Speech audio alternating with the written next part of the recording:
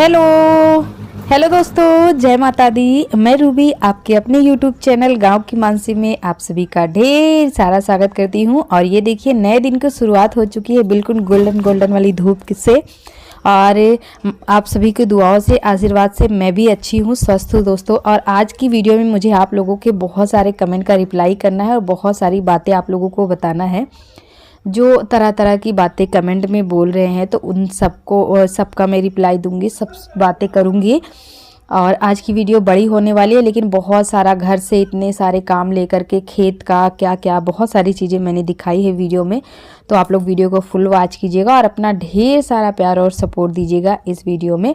तो यहाँ पे मैं जो कुट्टी है ना उसको कटवाने की तैयारी कर रही हूँ। तो उससे पहले पन्नी यहाँ पे डालनी पड़ती है। तो 2 पन्नी इसलिए मैंने डाली है ना दोस्तों, क्योंकि जिस नीचे वाली पन्नी ब्लू वाली आप लोगों को दिख रही है, वो वाली पन्नी बीच में फटी है, साइड साइड ठीक है, बीच में फटी है। और पीली वाली जो मैंने ऊपर डाल ली है, तो जो बीच में फटा हुआ है उसको ये कवर कर लेगा। और हमारी जो कुट्टी है ना, चारा वो बाहर नहीं जाएगा, मिट्टी में नहीं मिलेगा, तो सब सेफ रहेगा। इसीलिए मैंने 2 पन्नी डाल दी।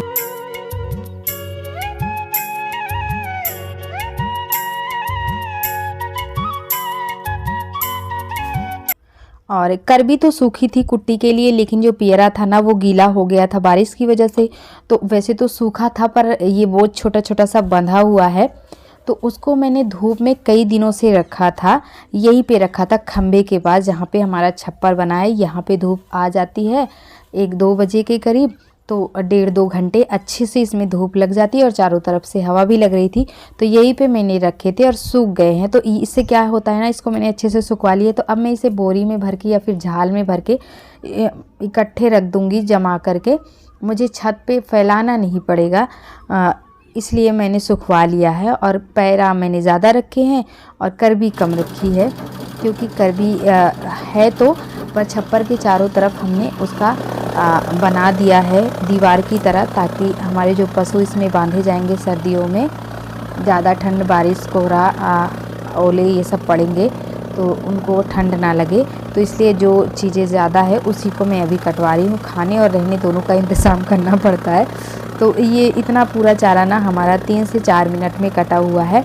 तो ये जो कुट्टी वाले भैया थे, ट्रैक्टर वाले, इनको मैं जल्दी जल्दी से थमाती गई और ये फटाफट से लगा रहे हैं। और चारा देखिए कैसे धकाधक निकल रहा है, देखने में कितना अच्छा लग रहा है। लेकिन उस टाइम मेरा ध्यान इस सब पे नहीं जाता है, मेरा ध्यान इस पे रहता है कि मैं जल्दी जल्दी से थमा दूँ।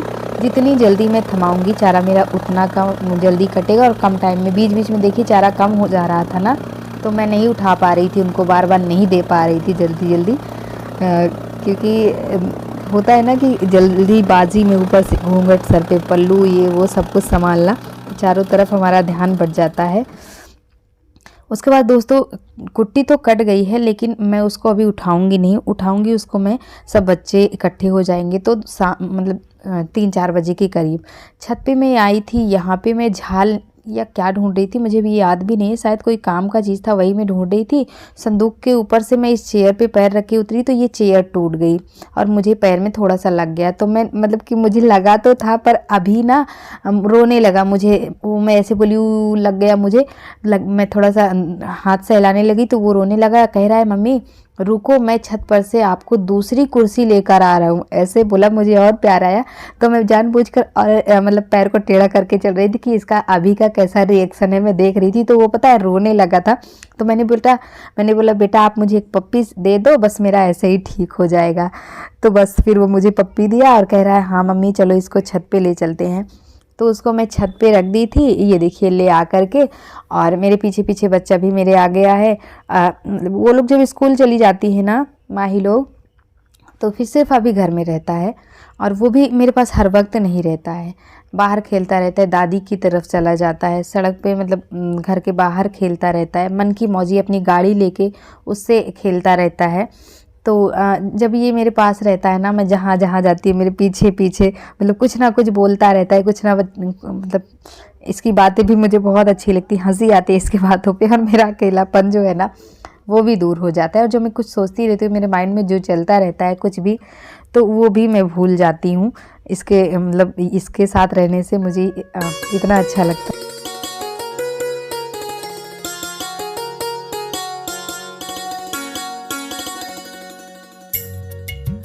रूमा जी हैं और भारतीय सैनी हैं और एक हमारी और सब्सक्राइबर हैं जिनका मुझे नाम यूज़र ऐसे कुछ करके था उनका, उन्होंने लिखा आप सभी महिलाओं के लिए प्रेरणा है। और रूमा जी ने भी बहुत अच्छा कमेंट किया और उन्होंने भी बहुत अच्छा सा कमेंट किया। बहुत सारे जो है उन्होंने सवाल पूछे और हमारे लिए इतना परेशान है। देखिए दोस्तों, आप लोगों से मैं कहना चाहूँगी आप लोग सही समय का इंतज़ार कीजिए। तो अभी देखिए दोस्तों, दोपहर के 11 बज रहे हैं। दोपहर के या सुबह के बोल सकते हो आप, 11 सवा 11 बज गए, सवा 11 बज गए हैं।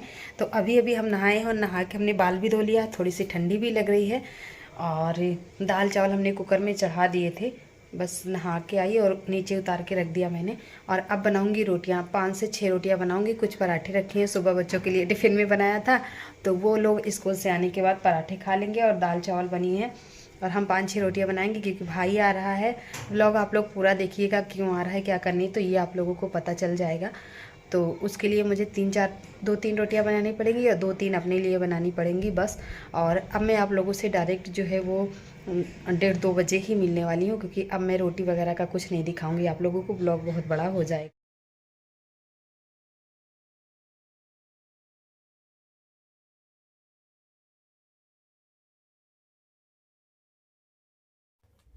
उसके बाद दोस्तों बच्चे स्कूल से आ चुके थे, 11-12 बजे का टाइम हो रहा था।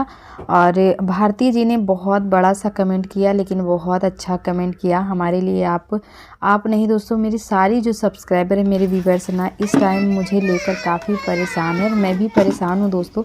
ये चेहरे पे जब अच्छा आप लोगों ने एक चीज़ नोटिस किया होगा,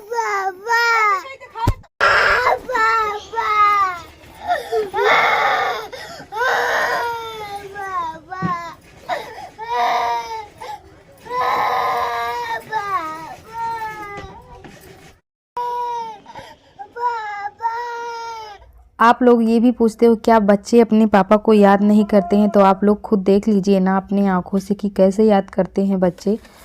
और मतलब कि अभी तो छोटा है तो वो और ही ज़्यादा कुछ याद करता है अपने पापा को। दीदी को मार के उसको बता रहे मेरे हाथ में लगाओ, हाथ में।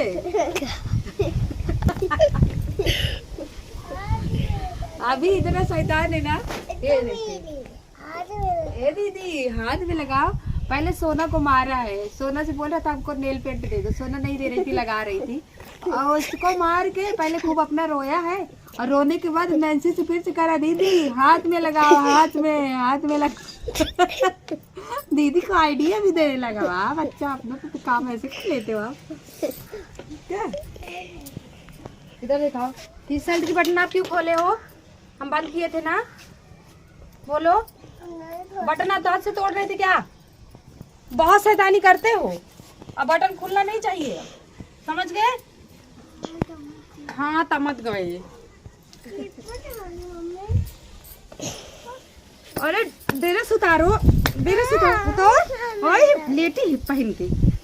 एक चीज़ मैं बताना चाहती हूँ कि सुख में आप खुशी के आंसू रो लो, लेकिन दुख में दुख के आंसू मत रो। जीवन संघर्ष है और संघर्ष से हमें लड़ना सीखना चाहिए और इससे हमें मजबूती मिलती है। हम जीवन नीचे झुक के क्या कर रहे थे?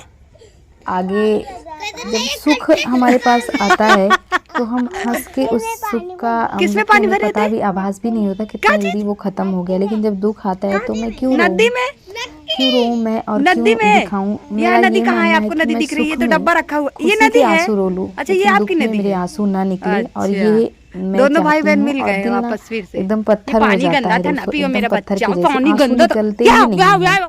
ये आप लोगों ने अगर नोटिस किया होगा तो आप लोगों को जो है वो मतलब कुछ लोग कह रहे हैं कि आप जो है ये कंटेंट बना रही हैं, सारी चीज़ें झूठ बोल रही हैं। तो देखिए मुझे गुस्सा उस्सा कुछ नहीं आ रहा है, ना मुझे रोना आ रहा है, ना मुझे गुस्सा आ रहा है, मुझे कुछ भी नहीं हो रहा है। मतलब मैं बता भी नहीं सकती कि मुझे कुछ भी नहीं आ रहा है, कोई कुछ भी कहे। और मुझे मतलब कि बस मुझे इस टाइम कुछ भी अच्छा नहीं लग रहा है। आप कहते हो कि कंटेंट बना रही हैं ये और ये व्यूज के लिए है, तो आप एक बार सोच के देखिए व्यूज़ के लिए अगर मैं कंटेंट बनाना चाहूँ। भाई दोस्तों, और दोबारा से हमारे यहाँ रोटी बन रही है, नीचे रखो थाली। दोबारा से हमारे यहाँ रोटी देखिए हम सीख रहे हैं क्योंकि आ गया है बड़ा वाला भाई और सुबह से ही पता था आने वाला है, तो हमने कहा आ जाएगा तो गर्मा गर्म रोटियां बनाएंगे। तो उन लोगों के लिए जा रहे हैं खाना निकालने के लिए। 10 मिनट हो गए उन लोगों को आए, पानी वानी पी करके छत पे चढ़ गए हैं, तो वहीं से खाना लेके चलेंगे। अब हम जा रहे हैं खाना निकालने के लिए और बच्चे पहुँचाएँगे।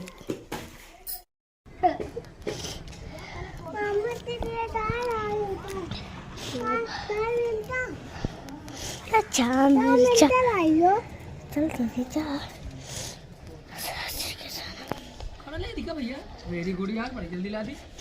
बहुत भूख लगी चल दोस्तों, अगर मैं व्यूज़ के लिए कंटेंट बनाऊं तो रोज़ एक टाइटल, रोज़ एक थंबनेल ऐसा बना के दूँ कि पब्लिक देखेगी, दौड़ेगी, और वही पब्लिक चाहती है कि मैं मेरे घर के मैटर को, मैं मेरे घर की परेशानी को और इन सब चीज़ों को यूज़ करके मैं व्यूज़ लूँ और सब्सक्राइबर लूँ। तो ये मैं नहीं चाहती हूँ दोस्तों कि अपने घर की बातें जैसे सारे यूट्यूबर करते हैं ना, मैं उस तरह नहीं चाहती हूँ। आप लोग अपना, अगर सच आप लोगों को आभास है, आप लोग मेरे वीडियो के ज़रिए देखते हैं, और तो भाई देखिए यहाँ पे आ गया था। मैंने बहुत सारी आप लोगों को बातें बता डाली है, बहुत सारी चीज़ें भी कह डाली है। तो खाना पीना मैंने बना दिया है, बच्चों ने खिला दिया था, क्योंकि भाई सुबह से निकला था, पहले कैंटीन गया था, वहाँ से सीधे इधर चला आया है, और फिर वहाँ से खाना खाने के बाद हम सब लोग आ गए थे हमारे ट्यूबवेल वाले खेत पे। यहाँ पे खाद रखा हुआ था और इस गेहूं में खाद की आवश्यकता थी, तो पहले सिंचाई कर दी गई है, फिर उसके बाद इसमें खाद मारना है। तो खाद तो मुझे मारना आ ही नहीं रहा था, तो भाई बोला था परेशान होने की कोई बात नहीं है, मैं आ जाऊँगा। तो ये भाई के दोस्त हैं राहुल, ये भी मेरे भाई जैसा, छोटा भाई जैसा है।